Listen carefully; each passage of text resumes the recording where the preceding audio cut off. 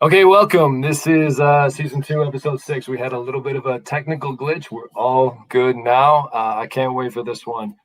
Welcome to the show. No matter where you're either watching or listening, this is gonna be great. This is a guy who I have known about for years. Been trying to get on the show for a little bit. He's a busy man, but I am very fortunate to have him. Chris O'Shaughnessy, welcome. I said that right, I hope. But welcome You to the show. did, yeah. You and I both have last names that are a little bit funky that people usually butcher. So I don't want to butcher your name. But welcome to the show, Nope, Chris. you How you did doing, great. man? I'm doing really well. It's so good to be here. Thank you so much. Absolutely, and thank you for doing the pregame Super Bowl show. That's how I like to term this one. You know what? And I'm all for it. I'm ashamed to say I don't even watch the Super Bowl that often. So I really until you told me that today was Super Bowl day, I was like, oh, I don't know. That's a thing. It's happening. It's happening. Yeah, I kind of had a feeling that might be the case, but it's all good, man. So I'm a Chicago Bears fan, so we're like the furthest thing from the Super Bowl right now. So Oh, gotcha. yeah, You I know, don't want to talk about it. I don't want to feel about it, but I'll probably go upstairs in a little bit and watch a little bit of the show. But Tom Brady's basically my age. I don't say I'm a fan of his, but I like to see the fact that old guys like him are still playing. So it's kind of a nice little perk. Seriously, well done him. Well done Yeah, him. yeah, I'll go for it. I'll go for it. So, but anyway, look, all kidding aside, man, thank you for doing this. I always start these shows letting the guests kind of brag about themselves in a weird, twisted way, but I want you to. I want you to. So, if you don't mind, man, just so you know, there's definitely people watching. There's definitely people that are going to be listening later on, but I know who you are. If you don't mind, kind of, just explaining or summarizing your upbringing, where your family's originally from, where all you lived growing up, and how your family ended up. You're an interesting cat, man, because I always say like how you ended up overseas, but you actually returned, and we'll talk about that in just a little bit. But your college days and where you are now, man. Just tell the people who you are, I guess is what I'm saying. So go ahead. Yeah. Well, let's see. I'm Christopher O'Shaughnessy, and so I was born in the UK, and in fact, which is probably good to get out of the way. My natural accent is an English accent. I learned American a bit later on in life, but I've just chosen at this point. I'm in the US quite a bit lately, so it's just much easier to speak American. So I'll just bounce back and forth for my own amusement, just because. But yeah, born in the UK. My father was born in Germany, grew up in France a little bit, joined the American military, which is why I was born in the UK. So we bounced around a bit because of the military. So I spent the bulk of my time, kind of in the UK, and ended up eventually just kind of continued moving. Lived in Turkey and Belgium, and now and then became.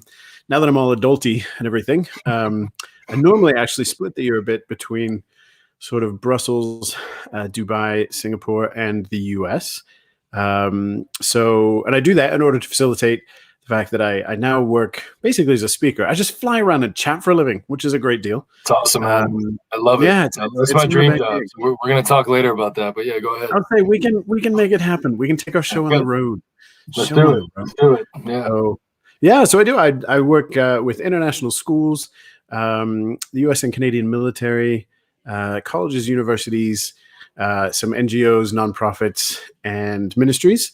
And basically, talk about cross-cultural kids, third cultural kids, empathy and character development, globalization, all this kind of good stuff. And I do. I thoroughly enjoy it. So I am, a little bit.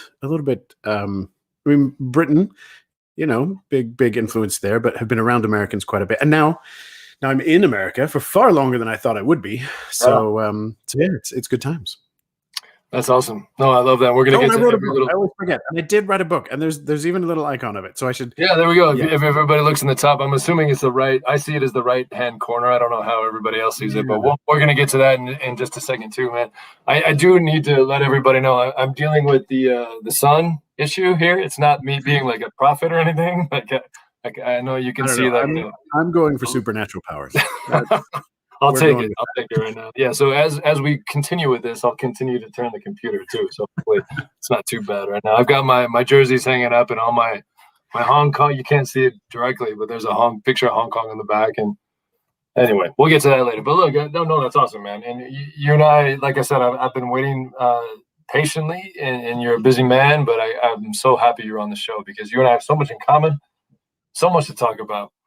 But as the whole TCK thing, the third culture kid thing, we always get asked about that concept of home. And I know this is usually, you're a veteran of these podcasts, you're a veteran of these webcasts, but that's usually the one that, the question that gets asked more than anything, right? So what is your concept of home? It's actually developed quite a bit. And I think, the answer that I have for it now, I think home is both something you take with you. I think that's a pretty important concept. Home is something you can take with you. And it's also something you can come back to. And I think as funny as that sounds, I think it can be a little bit of both. And I think, and for some people it has to be, and maybe that's part of the third culture kid journey, is that places you felt comfortable, places that registered as home, you can't always go back to. I mean, a good chunk of my life was spent on military bases, some of which they don't even exist anymore. So I physically couldn't go back even if I wanted to. And then there are other places that feel like home, even though they wouldn't sound like a normal home. London Heathrow, I've been flying through there my entire life. And so as weird as it sounds, there's always this phenomenal sense of familiarity, just this breath of, because Heathrow is very familiar. The irony is, I don't mean to cut you off, but the irony with that is airports in general. That's if you had to ask me, airports in general feel like home. So I totally understand. So, it's very, very true. And that's just it. I think we've had to widen the concept quite a bit. And I think, the feeling, it encompasses more than just place. I think it's people as well. I've gotten to the point where, again, I sort of normally rotate throughout the year. So I actually have several places that I would call home.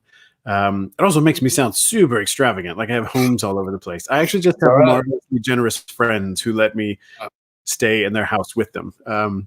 But roll with it as long as you can, right? Roll with it as long as you can. So, yeah. Exactly. I do. The trick is that I based out of Brussels for a long time, and so I just pick up tons of Belgian waffles, and I just bribe everyone with Belgian waffles. That's the way to go. Like if you let me stay on a couch or in a spare room, waffles aplenty. So I think it's the people, the familiarity, and the dynamics of that change too. I mean, I have people I feel at home with who aren't at the same place where I met them.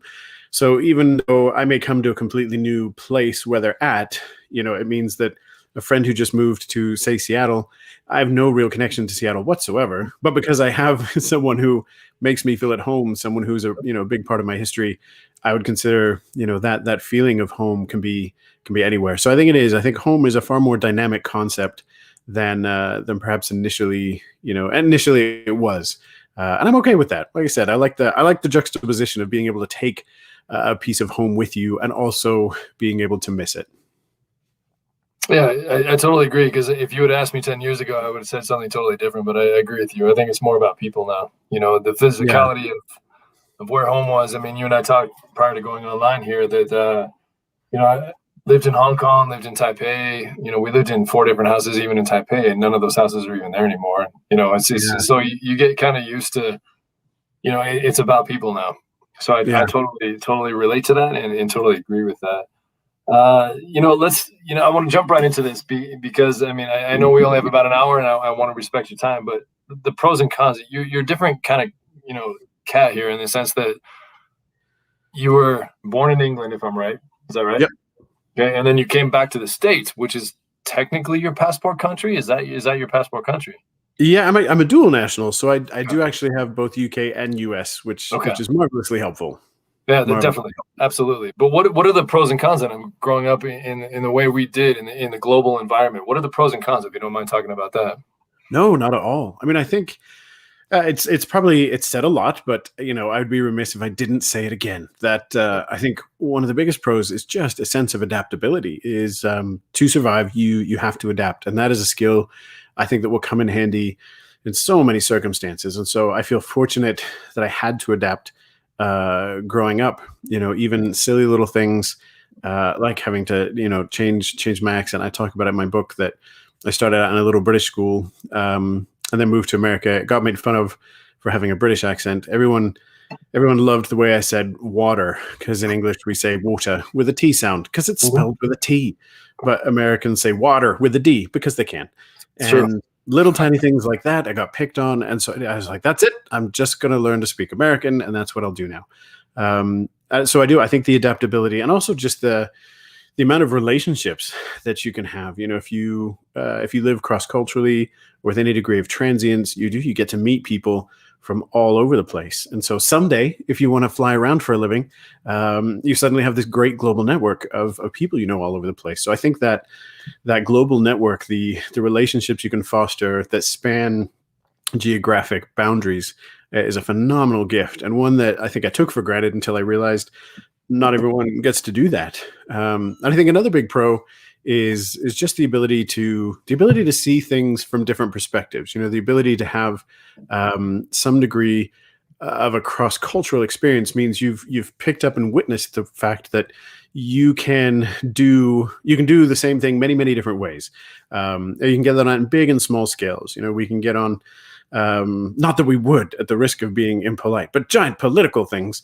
A lot of that we're trying to accomplish the same thing, governing people, and different systems of government work for different people, even down to little things. What you think is normal for how you eat, whether you use cutlery or not, chopsticks or not, that all of that, we're universally connected in that we like to eat, but the ways we go about it differ. And being able to see that and understand there are more ways than what you're used to, I think is really helpful, because it teaches you to be a bit of a bridge builder. So I think there are a lot of pros, and I think a lot of what I get to do now is emphasize the fact that a lot of these pros are going to be skills everybody's going to need in an ever globalizing world. And so what TCKs have been trained by their upbringing to do, everybody's going to need. And so they're a very exciting group of people, I think, on the pros side. And on the cons, some of those, the flip side of those, the rootlessness and restlessness. I mean, for me, my earliest bounces were just between the UK and the US, which they're relatively similar cultures-ish. But even that, I had to describe myself as always a not quite something. I think identity, struggling with identity. Yeah, I get that totally. I still do that. So yeah, because it is, you don't fit into a normal box, and so I can sound English, and I was born there, so yeah, I'm English, but I haven't lived there for a very long time. So there are loads of things that would I'd be caught out, and people say, "You're not really British. You don't know about blah blah blah." And I said, "No." But then on the flip side, same way, I can sound American, but I'd never really lived in America. Definitely, a couple of years as a kid, but so tons of things I don't know. So I always felt so that I'm not called out on it. Say, well, I'm not quite American. I'm not quite British. I'm just not quite a. Huh. And I think that seeps into your sense of self. That if you can only describe yourself as not quite something, that I think makes a huge difference. So I think one of the big cons is a lack of language and framework to be able to express things like your identity. And that's so key to so many other parts of life. So that con in particular that really inspired and pushed me to do a lot of what I do, that people need the language and framework, because CCKs don't always fit into the normal categorization. There's nothing wrong with that. There is language and framework for it. It's just not as widely known. So I think that's a big con. I think another one too is like the transience means you can get far too used to the idea that every hello is just goodbye waiting to happen. And yeah, wow, that's a good into a lot of other things. That means you can struggle with conflict resolution, because why would you fix anything if if everything is just temporary?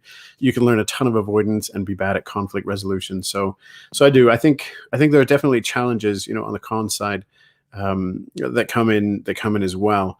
But again, the same with the pros. I genuinely think that a lot of the stuff we know about TCKs is becoming much, much wider. A lot of the challenges TCKs face, everyone is soon going to be facing. And so yeah, I think they're actually really important to highlight. I'm glad you bring them up. Yeah, absolutely. Well, I've been dealing with this my whole life, man. I was seven when we moved overseas, and Hong Kong was my first experience of, a great experience. I got lucky. My brother, what's that?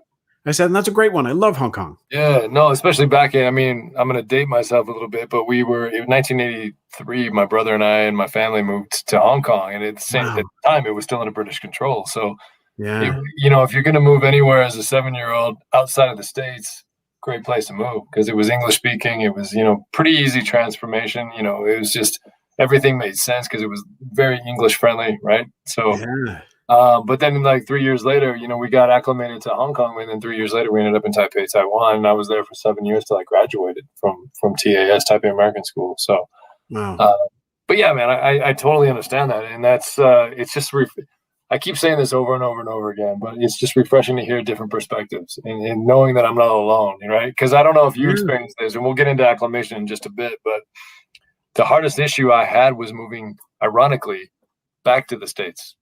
Yep. And I've actually done it twice. I did it as a kid, when I moved back for college, and I moved to a small town, in North Carolina, and fantastic people, nothing to complain about, but I never really felt like I fit in there. And, Yeah. then I did it again as an adult. I was in Shanghai. We talked about that prior to going on, but I was in Shanghai for a couple of years, and you fall right back in. I don't want to say trap. That's the wrong word, right? Because it feels normal, right? Yeah. It feels when I've said this on the show a couple times, but the second I landed in Shanghai, I hadn't been to China. The irony is I lived in Hong Kong and Taipei, but I'd never been to China, mainland Wow. China. And so when I landed there, I was going, all in. I'm ready to go. Let's do this. We landed. The humidity hit. I moved in June, and it was just like this. While everybody else, I could even tell on the plane, the person next to me was complaining about the humidity when we landed. I'm like, this feels like home. Like, what are you worried about? Like, it's all We're good. They're like, golden. yeah, it totally felt like this is where I'm supposed to be. So, but it's that background. I'd been back in the States almost 20 years, and it was just like I kept itching to go back, itching to go back. And the second we landed, it made sense to me. And that's Yeah. always an irony thing. And people like you can totally relate to that. So Yeah. anyway. Yeah, so I read your book, and we're gonna get into that in just a little bit. I want to make sure we plug that in just a little bit, but ironically, I never heard the term, of cross culture kids, and I've only known the term of third culture kids. And I know you're a military brat. I was a business brat. My dad was in the corporate side of McDonald's, and that's how we ended up overseas. So Right. yeah, so I get all the terminology, but you brought something to my attention. What is the difference between third culture kids and cross culture kids, if you don't mind sharing that? No, not at all. I mean, in its simplest form, third culture kids are a subset of cross cultural kids. So I would say, a cross cultural kid, phenomenally straightforward term because it kind of is just what it says. It's basically kids who grew up with some sort of cross cultural Mhm. upbringing or were engaged with more than one culture. And there's so many different ways you can Sorry do about the that. light, man. I got a glow on me right now. I got to figure this Exactly. out. But No, keep talking. I'll you're figure me out. shining. I'm actually pretty jealous. I don't, clearly I have not reached the podcasting level where I'm allowed to shine on camera. So someday, It's, someday I will the attain. weird part is that this is coming through my window here, and I actually have it covered, as I told you. So this is even worse. Like, Listen, just keep you talking. can't We'll, hide we'll figure me out in just a second. you So can't hide your shine. Don't hide your greatness. Don't hide your greatness. go ahead, man. But yeah, cross cultural kids, it's an upbringing with where you have exposure to more than one culture, and that can happen in so many different ways. And this is the beauty of it, is sort of that to borrow language from very clever people in this field. The tent is expanding because the cross cultural experience, that can come from multicultural families.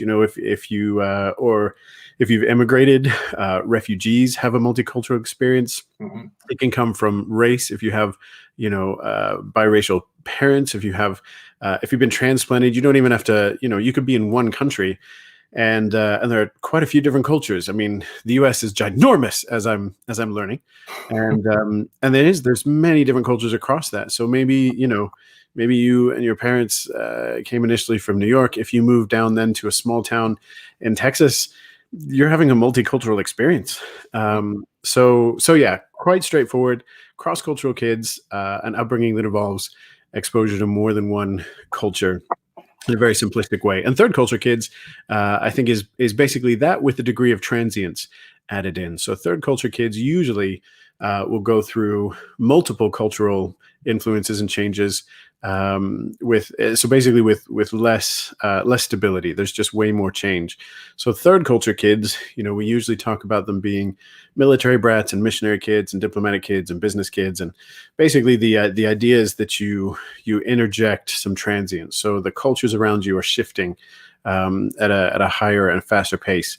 And even with that, the similarity there with cross cultural kids, it's that with transients, but you don't even have to be physically transient yourself. I mean, I would argue that a lot of the international schools I speak in, have a lot of them have a significant local population, and they're third culture kids as well. If you're a Malaysian student going to an international school in Kuala Lumpur, you're dealing with transients because even if you don't move, you're going to school with a ton of kids who are probably coming and going. You probably had to continually make new friends, even though you haven't gone anywhere because everyone else is constantly going somewhere. And you're having a multicultural experience because the culture of that international school, the international bubble, is a different culture than what you would be experiencing at home, and different from what other kids going to local Malaysian schools would be experiencing. So ironically, you don't have to travel to be a third culture kid.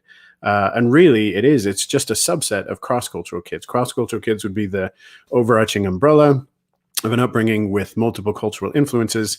Third culture, usually a higher degree of transience thrown in there as well. And it's exciting to me that tent, that umbrella is growing because, again, I genuinely think a lot of this stuff is going to be relevant on a much, much wider scale. The things we've known about TCKs and CCKs because of globalization, the appeal is far wider now. And that's kind of exciting. Yeah.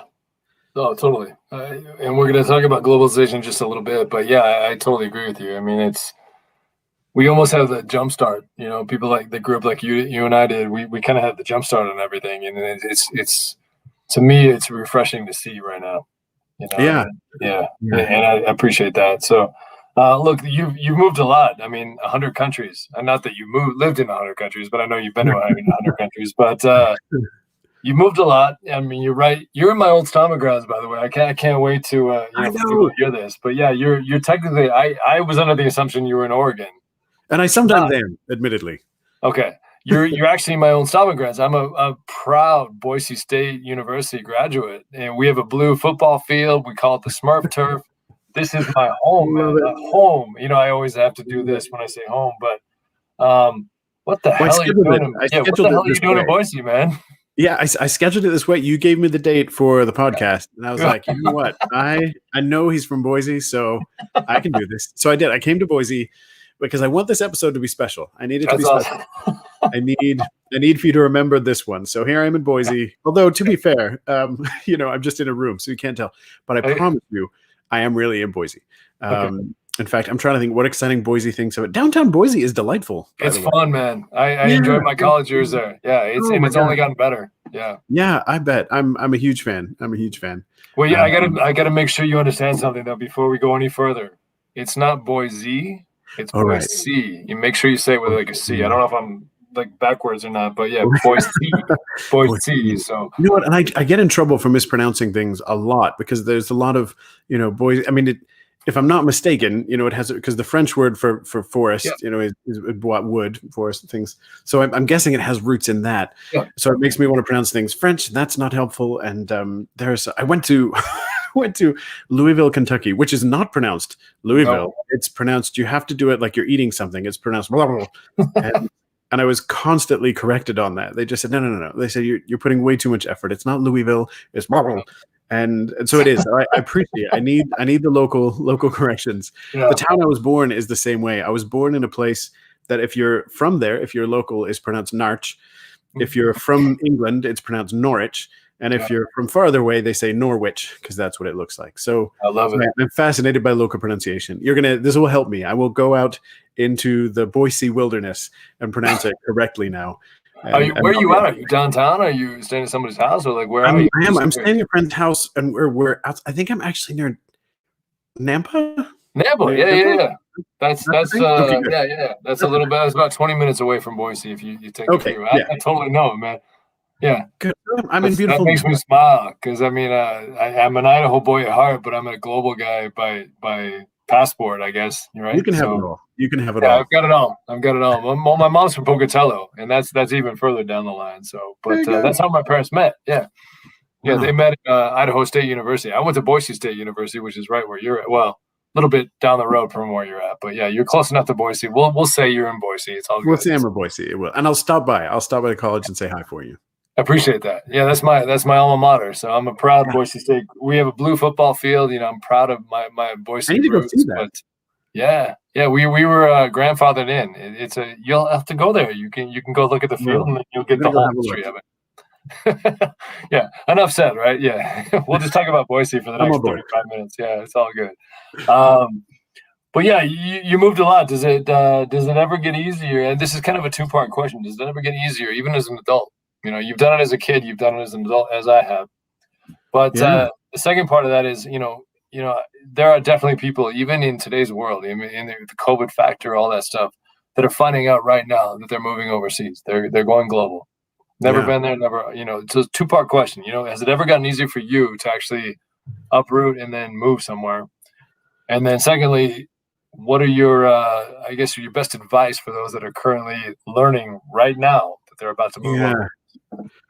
I think so. I think moving is always a challenge. There's no two ways about it. And I think personality has a huge amount to do with that. I'm fortunate in that I think I was just born with a restless soul. And so, not that moving was easy. I mean, it is a horrendous thing as a kid to, be hauled out of your social circle, your everything, and have to start somewhere new. I mean, it's a social stock market crash, and it is that for adults as well. Yeah, it's a good way to But put it. I love that. for kids especially, it is a social stock market crash. Everything you were known for, everything you've built up as far as your identity and what people identify you as, you're the kid who's good at drama, or you're the kid who's good at this, or you're the kid who did that one time in class, or like your entire social status is wiped out, and then you have to start afresh. And again, that's true for adults as well. And that is never going to be an easy thing. There's just no two ways around it. It is never going to be an easy thing. I think for me, I enjoy the variety, and so I was able to balance some of that with the fact that I enjoy new settings and stuff. But again, I think that's a personality thing for some people. Even with the same family, I meet families who, yeah, one of the kids is just thrilled about new adventure, and not that they're not sad about the loss, but they can kind of balance that with some excitement. And another kid raised in the exact same family will say, I hate this. I would quite happily just stay put in one place. So all that to say, it's always going to be a challenge. I do generally think it got easier a little bit for me just because it normalized. In fact, one of the things I'm figuring out now is that, change is my normal, and it's actually the lack of that makes me uncomfortable. Yeah, yeah, And yeah, yeah. it gave me a lot more compassion. I can remember having a friend who, talked about possibly moving to Germany for like a year. And I just lost my patience. I was like, for the love, just do it. For goodness sakes, you've talked about it's Germany. It's easy. The language is great. Yeah, It's clean. It's marvelous. You'll love it. If you don't like it, you just go somewhere else. I yeah, don't understand why this is such a big deal. But for someone who's been in one place and has deep roots, and the idea of leaving all of that and going into uncertainty is huge. And someone corrected me and said, look, you need to be compassionate. What if someone said to you, Chris, you're going to have to pick a place, you have to stay there for 10 years? And I thought, oh no, I can't breathe. thank I you, can't breathe. thank you. Yeah, that yeah, sounds I love that. that sounds Yeah, awful, but I it's say that 10 sort of years. I thing. say 3 years, 3 years, 4 years. Right? Yeah, I mean, 10 is an unthinkable. It's unthinkable. But that's just it. It's change. A move is always going to be difficult because it's change. And anytime you disrupt whatever you're used to, and we as humans, we can get used to things kind of quickly. So there's that. And I think, as far as advice, I think, one of the things that I think is really important is to remember that the way you feel in a moment is not how you will always feel. And that's true for so many reasons. First of all, because there's so much stress and so much loss and so much everything. And we can get so wound up in that. And our fear, I think, as humans, is we deal in the moment, and our deep down, our fear is, will it always be this way? That in the midst of all that loss, when you arrive brand new and you're still reeling from your social stock market crash, you feel vulnerable, you feel alone. And we react to that, and we become very protective because we think, oh my gosh, is this how it's always going to be? Am I never going to feel a sense of belonging again? Yeah, And the truth is, the way we feel is incredibly dynamic. However you feel, it's not going to last forever. So in the hard moments, I think it's really important to remember, it really will get better. And I think the flip side is it helps you appreciate life, because that's true of good moments too, that, you don't want to take anything for granted, because whatever you're enjoying, whatever your, sense of security is, you got to enjoy it as much as you can, because even that doesn't stick around forever. Change really is the only constant. So I think it's always going to be hard, but I think it helps us get through it if we look at it, more long term. If you remember that, how you feel, especially in the hard times, you're not always going to feel that way. That you really will eventually adapt a bit, and it may not be the same as where you were last, but those intense feelings, the really crisis feelings that come from loss and change, they're temporary. They don't last forever, and I think holding on to that perspective is really important. Yeah, especially right away, right? When people Yeah, first get to their new home, so to speak. Yeah, it's always, you just kind of have to breathe a little bit. You yeah, take a deep breath. It's not going to be the norm for a little while, but it will get better. And yeah, that's exactly what we experienced. Even in Hong Kong, I was 7 years old when we moved there, and I can remember initially.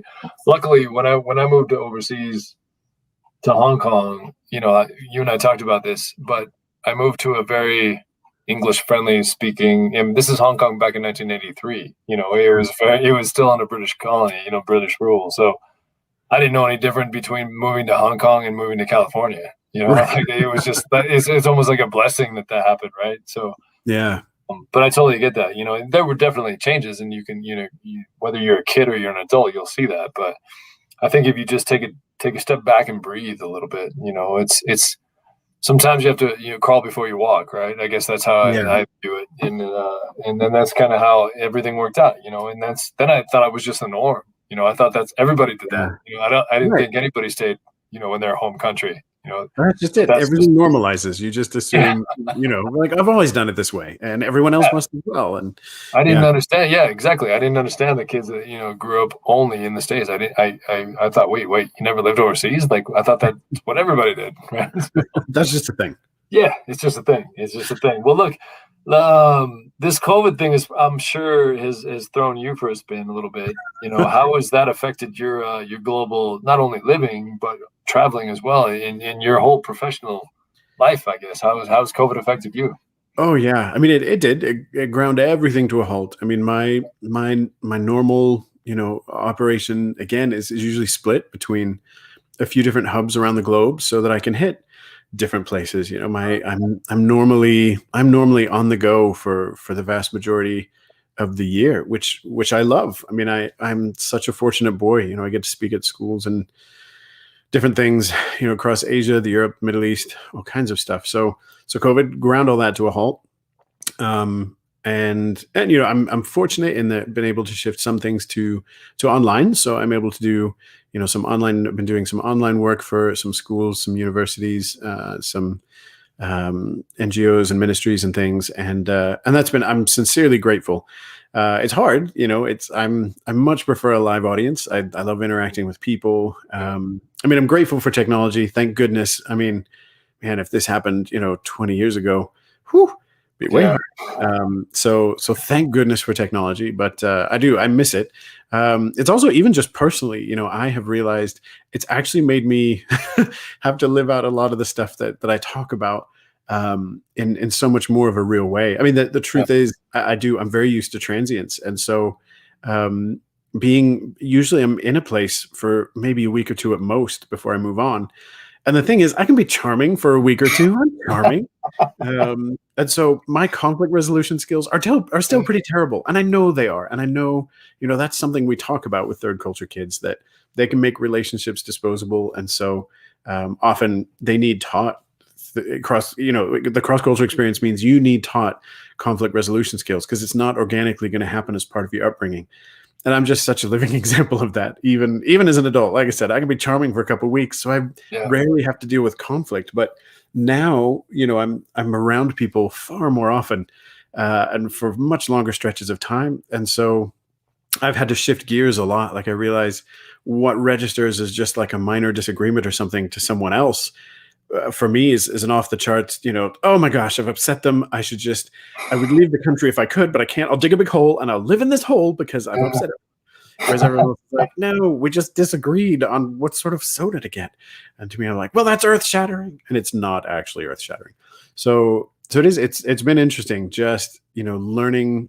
And the thing is, a huge majority of the world do this. Like most people are around each other for long stretches of time and make yeah. it work.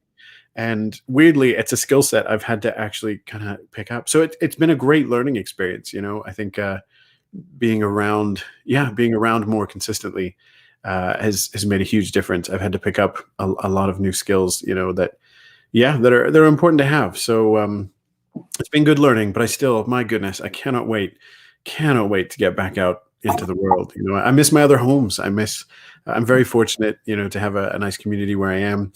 And I wouldn't survive without it. So I'm very grateful, but I miss my other home bases as well. So yeah, I'll be glad when we move on to whatever the next chapter looks like. I'm totally with you, man. This has been this is the longest I've ever gone. I'm sure a lot of TCKs can relate to this, and people that you and I know both, Megan, right? Megan Horton. Yeah. And Sunday as well, right? She's got the coolest name in the world, but I just have I know. Yeah, that's awesome. But yeah, luckily she's overseas right now. But Megan, I think Megan just went to California. I've been kind of following her on her Instagram. But this is the longest. The reason I'm bringing this up, this is the longest in my life, not just lately, but this is the longest. I don't know how you are, but this is the longest I've ever gone without being on an airplane. Oh my gosh. Yeah. I mean, I'm fortunate. I've done a little bit of domestic flying, which I'm not going to lie. There's part of me that the planes are so much cleaner now. I hope that sticks. I feel like planes probably should be clean all the time. Yeah. So I'm excited, that kind of thing. But no, I'm fortunate. I have thankfully still done a little bit of domestic flying. I mean, obviously, nowhere near as we used to. But this is the longest I've been in one country. Yeah. Since I was, oh my word, probably since I was about 10 years old. I mean, like even in school, I was able to travel quite a bit. I was fortunate. I went to the Department of Defense school, and we used to travel quite a bit for all kinds of things.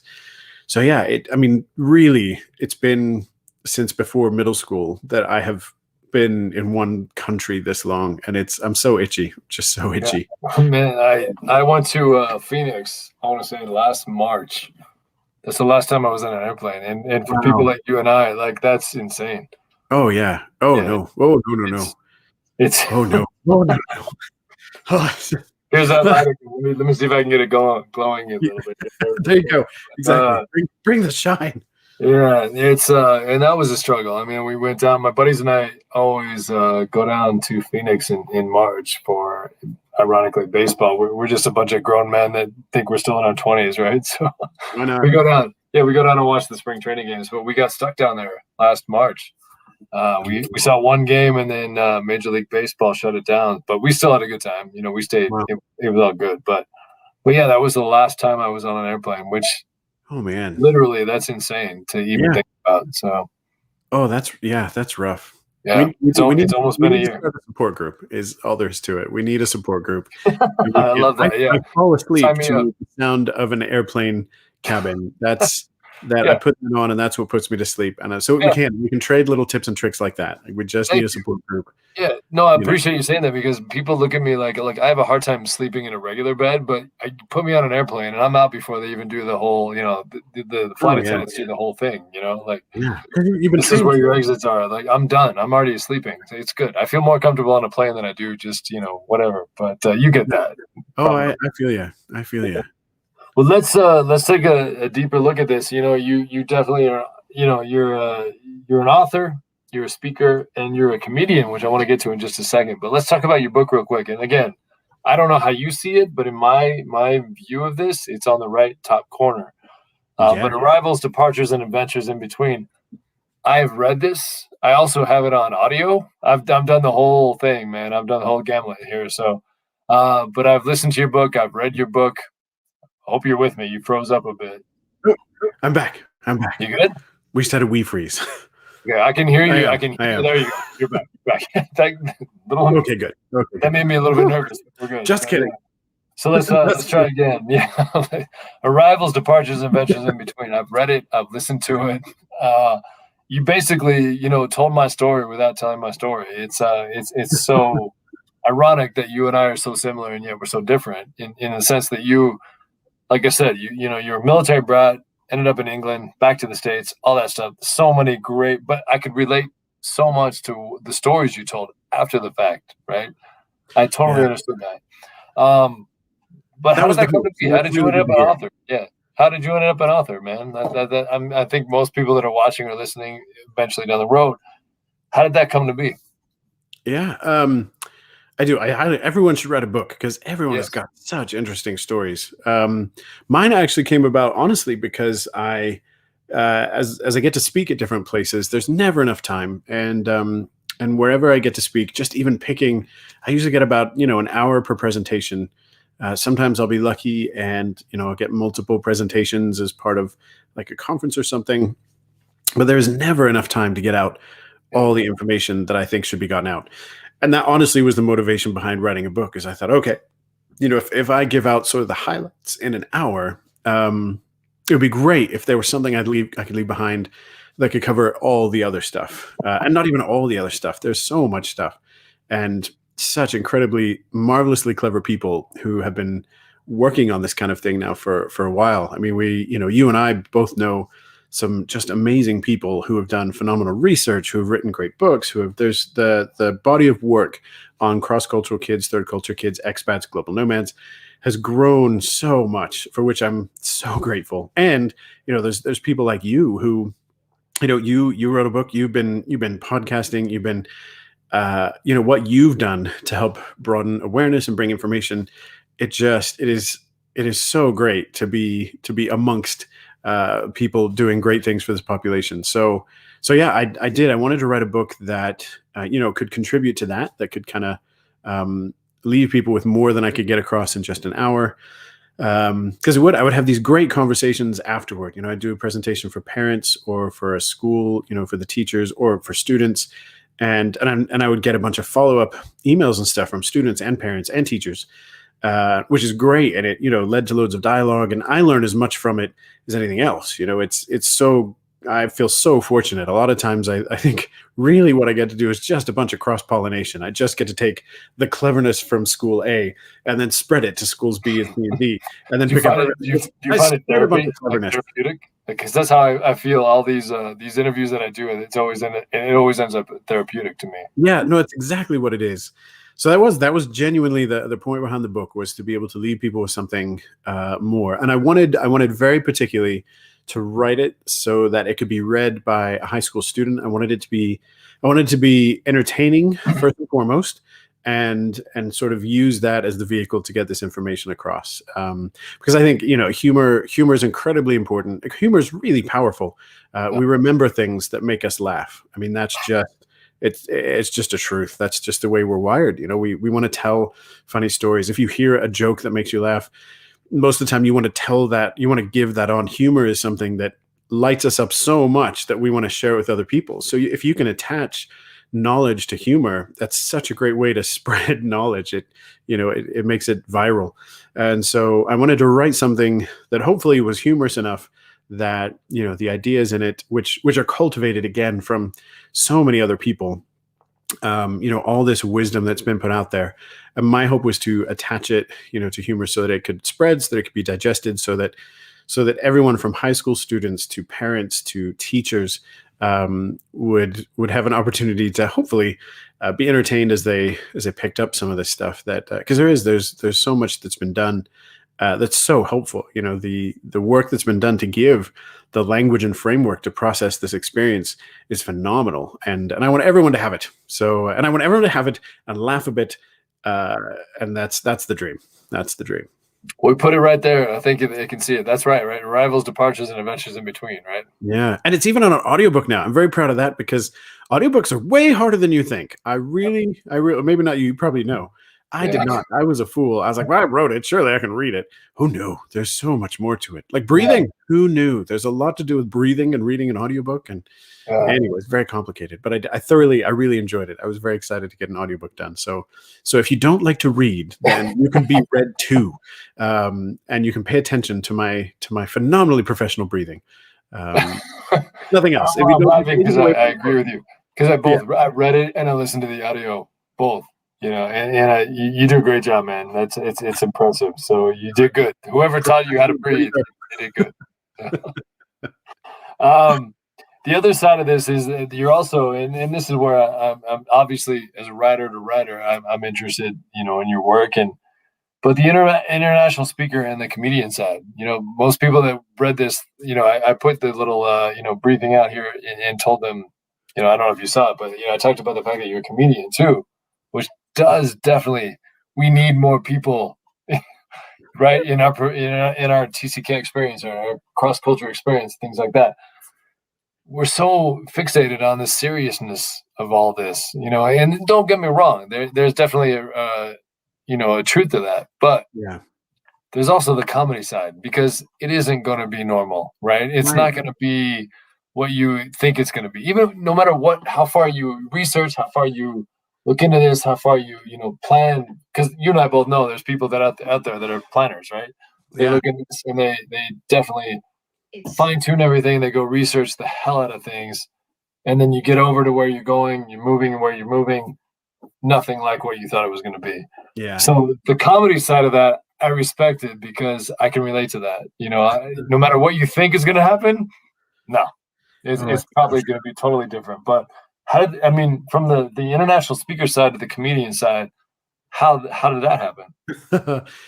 It's well, and you know what? I was very hesitant to ever put comedian on things because it's very presumptuous, really. Yeah, You know what I mean? I think everyone thinks they're funny, and so I who am don't. I to be I like don't. By the way, just for the record. comedian? I've decided because really, that's it is a self-proclaimed title, and that's the Yeah. thing. Good comedians, bad comedians, it's all self-proclaimed. Um, but yeah, yeah. So I worked in youth ministry for quite a while. Um, and so it's I love speaking for students because they're hard because you have got to really work to hold their attention, which I think is great. And the reality is, again, comedy holds attention really, really well. And I do. I've always loved comedy. I've always loved making people laugh. I love to laugh. Do you Laugh. consider yourself a comedian first, or how does that work? Well, no, I think I used a lot of comedy, honestly, just because it holds attention, um, and like I said, it sounds so presumptuous even after I'm a comedian. Really, I amuse myself, and I'm just hoping everyone else is willing to come along on that ride.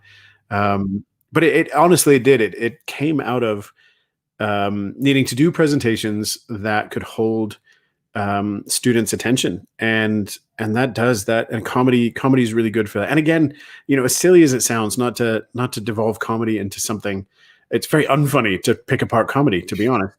Yeah. But it is one of the most phenomenally pure human reactions. It's about the only physical outburst that we allow and are comfortable with in a group setting. You know what I mean? No matter any kind of other outbursts, and there's even crying, that elicits a response. But in general, most of us would want to fix that. We'd be like, "Well, they're crying. We have to do something." Um, Whereas in comedy, if you think about it, that when you laugh out loud, it is this uncontained physical outburst, and there are very few of those that we allow, and there are even fewer that we allow and then want to emulate. Laughter is contagious. It's why working on Zoom is hard because I can't hear everybody, Yeah. and laughter is contagious. In a crowd, the more people there are, the more laughter there is. It reaches critical mass, and we make each other laugh.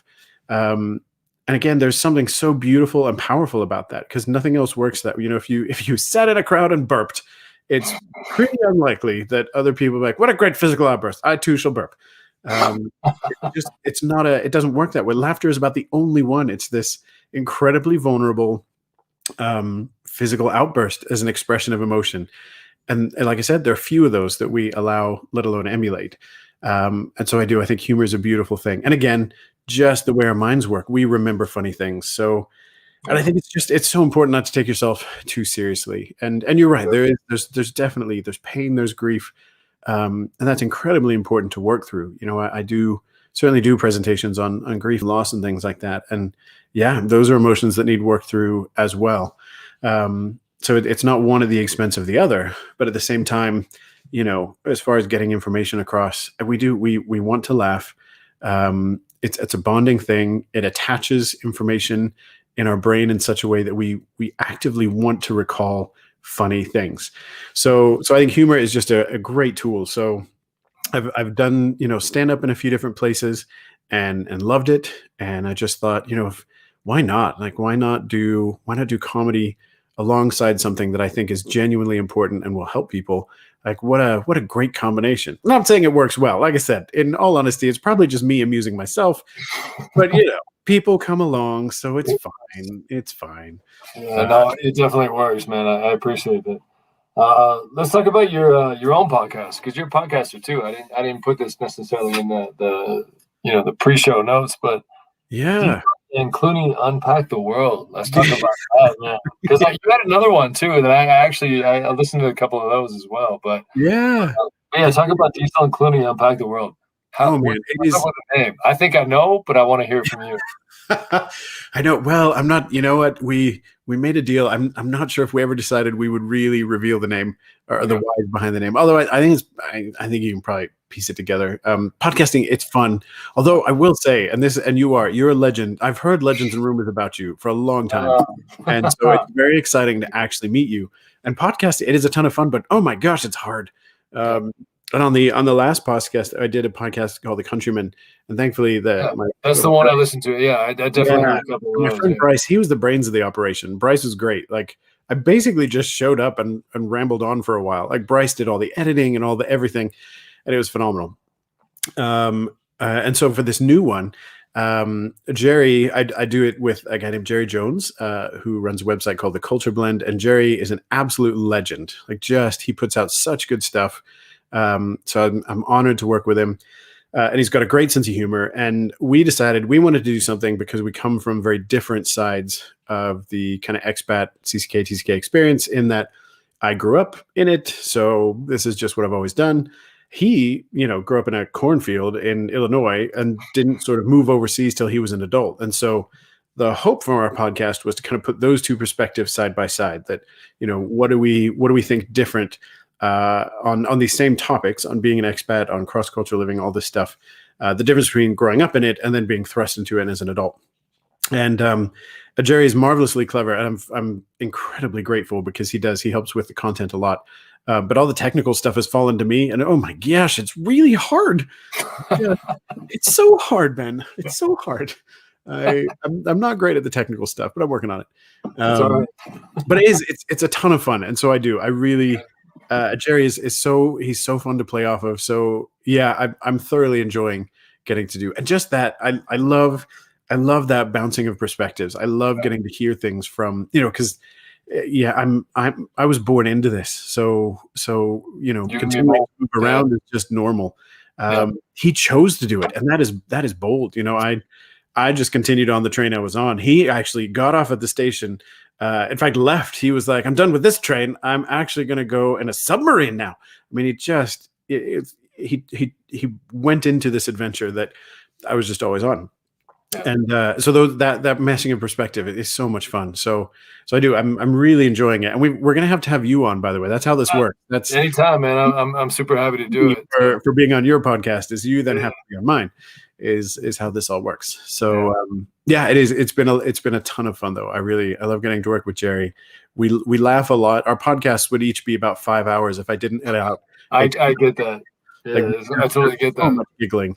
I'm like, no one wants to listen to 5 hours of giggling unless, my dream is that maybe, if we giggle gently enough, that's how people can fall asleep. Who doesn't want to fall asleep to the gentle giggles of two grown men who are just so absorbed with their own ridiculousness that they forget that they're doing anything else? I mean, that's actually, nobody wants that. Nobody, which is why we edit it out. So, but it's a ton of fun. No, I love that. And the funny thing is, you just hit on it. Like, unless you kind of lived it, you probably don't stick around for the whole, this is only an hour, but I used to do these for 2 hours, and who knows, I didn't really care who watched. It was just something that therapeutic for me, right? I would ask people, but yeah, man, anytime you want me on, it's all good. Just reach out, and I'd be super happy to tell my experience and whatever works. It's just, you and I don't think people watching or listening quite know this. You and I have never met in person. We've but yeah, I feel a kinship to you automatically, right? Just because you get what I'm saying, I get what you're saying. It's just it's refreshing. and I appreciate your honesty and your transparency. So thank you for doing that. Oh, I love Look, it. we're right up about 5 minutes left. These always go by so fast, right? So No, fast. how did that Yeah, happen? I could talk to you for hours, brother. So it's we could definitely do that. But Oh, and I kind of conclude these with three questions I ask everybody, and so hopefully you had a chance to kind of look at these, and maybe you have a thought, maybe you don't. But what is something most people don't know about Chris O? yeah, I thought long and hard about this one, and it's I as much as I love adventure, a weird little fact is that I'm actually really scared of deep water and open ocean. I love heights. I've skydived. I love it. As a little kid, Frank, this is probably more information than people should have uh, Bring it, yeah. on a live podcast. But yeah, I fractured my skull quite a few times as a little kid because I just had this awful propensity to just jump off of things. I loved heights. I wanted to climb as high as I could and throw myself off, and fractured my skull like an idiot. Yeah. But I'm fine now.